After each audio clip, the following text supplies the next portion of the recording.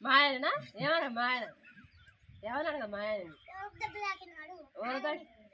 మాయన చూసింది దెబ్బ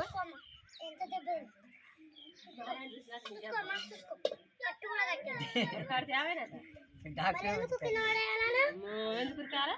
పనా నీ ఆయన అడగాడు నీ కాడ కూడా 40 మరి ఆయన కాడ ఎక్కడ నీ కాడ ఎందుకు తమ్ముడు ఇప్పుడు వాడు ఏం చేసిండో తెలుసా ఇప్పుడు వాడు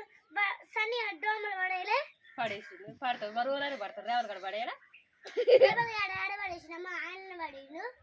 నువ్వు మనకు పడేయపోయి పెట్టుకుంటే ఒక రాదంతా పడతావు